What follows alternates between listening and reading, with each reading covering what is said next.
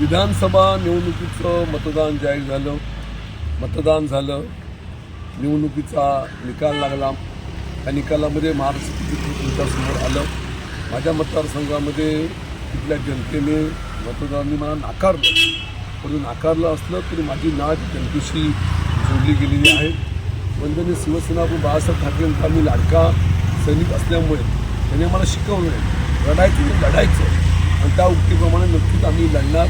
भविष्यातल्या कालखंडामध्ये येणाऱ्या जिल्हा परिषद, पंचायत समिती, नगरपालिका, ग्रामपंचायत निवडणुकीमध्ये शिवसेनेचा भगवा झेंडा 100% फडकवणार आणि भविष्यात येणाऱ्या लोकसभा, विधानसभा निवडणुकीमध्ये सुद्धा महाविकास आघाडीचा, शिवसेनेचा खासदार आमदार निवडून येईल.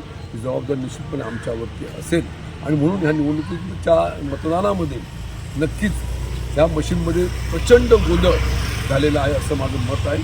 पुऱ्या देशामध्ये, महाराष्ट्रामध्ये अशा तऱ्हेच्या लोकांच्या तक्रारी, पक्षाच्या तक्रारी नोंद केलेल्या आहेत.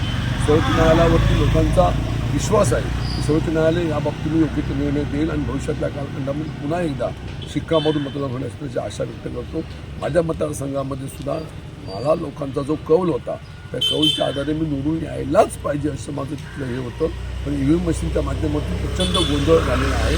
याकरता केंद्रीय निवडणूक आयोगाच्या आदेशाप्रमाणे, सूचनेप्रमाणे आपण त्या ठिकाणी आपली मतदान केंद्र व्हीव्हीपॅटच्या माध्यमातून चेक करू शकतो. त्याकरता मी शासनाच्या आलेल्या सूचनेप्रमाणे त्याचे पैसे भरून त्या ठिकाणी मी तक्रार नोंदवलेली आहे.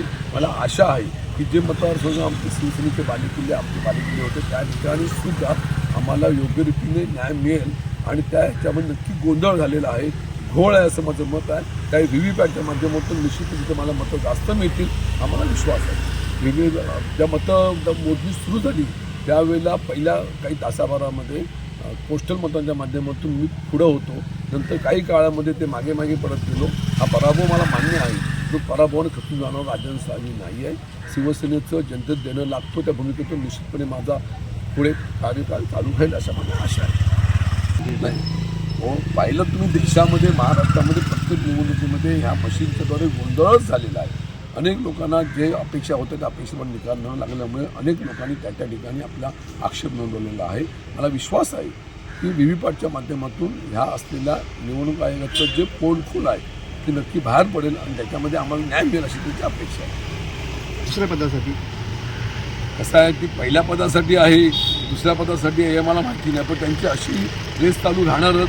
रेस चालू झाल्यानंतर निश्चितपणे आम्ही सर्वजण उघड्या डोळ्याने मजा बघणार आहोत.